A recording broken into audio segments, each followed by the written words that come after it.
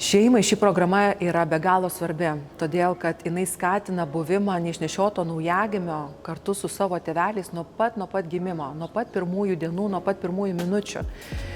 Kada iš tiesų neišnešiotas naujagimis iš karto yra atskiriamas nuo mamos ir praleidžia tam tikrą laiką tiek inkubatoriuje ir mama ir tėtis nežino, kada tą vaikelį galės paimti ant rankų, jį paliesti.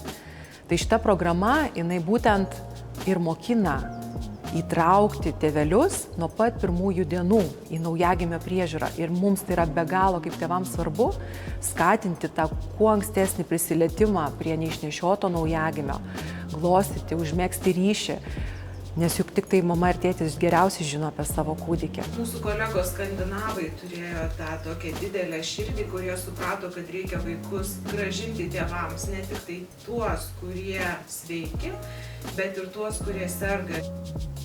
Dėl programos kalbėjom iš karto pirmiausia su profesorė Liisa Letonen, kuri yra Turku universiteto profesorė, dirba Turku universiteto ligoninėj. Ir jie visi kartu tą programą parengė. Ir programos esmė yra artimas bendradarbiavimas su tėvais. Tas artimas bendradarbiavimas turi nemažai tų fazių ir vaiko stebėjimą ir tėvų įtraukimą nuo pirmųjų minučių, kad suteikti tėvam tą tėvystės jausmą, pažinimą savo vaiko, galėjimą būti šalia jo sergančio, padėti ir taip toliau. Tai yra kalba apie bendrą sprendimų priėmimą ir apie išrašymą į namus, kad tėvai jaustųsi labai tvirti, kad jie žinotų, kaip daryti kiekvienoje situacijoje, kurių tikrai pasitaiko ne tik ligoninėje, bet ir namuose.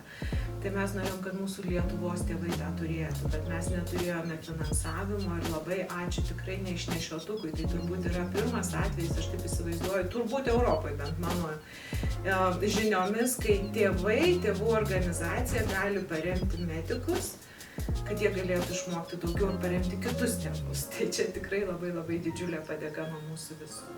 Kai mes pirmą kartą atvykom į Suomiją, aš tai gal, kad šiaip tiesiog pramogai važiuojam pasižiūrėti, kažkokių tai patirčių naujų įgyti ir staiga tu supranti, kad ne taip lengvai čia viskas bus, kad teks pasimokinti. Pačios pirmos pamokos su mūsų mentoriais buvo tikrai pakankamai nejaukios, nes mes nelabai supratom, ko mes norim, ko jie iš mūsų nori ir taip, žingsnelis po žingsnelio turbūt, šiandien mes esame čia ir dabar tikrai žinome, ko mes norime, ką mes norime duoti savo visai komandai, iš tikrųjų, tam gydytojams, slaugytojams. Ar mes pasiruošę? Taip, mes pasiruošę, ar mums pavyks? Taip, mes pavyks. O jeigu nepavyks, tai padarysim, kad pavyks. Mes žinom, ką daryti, kad pavyktų. Ir dar pasakysiu, kad 4 tik mėnesiai, bet ta prasme žinių bagažas mūsų, kaip mes kalbėjom kartu, nuo čia iki čia.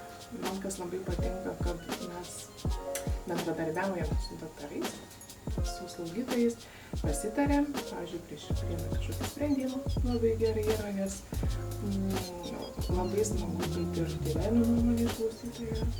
Ir tada bendrai nusprendėm tolimesnę veiklą, kartu draugė, su daktarais, su slaugytojom. Jo, labai gerai jaučiamės.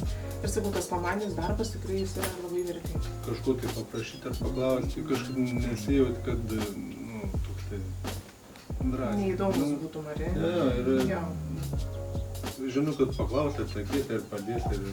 Jo, slaugytojas tokios irgi labai paslaugos ir kas man labai patinka, tai aš ir vyrus sakiau, labai fainus yra čia daktarai. Visi. Tokie žmogiški, sakykime, ir kaip savas su savo, galiu pasišnekėti, aptarti viską, kažkaip viskas labai paprastai.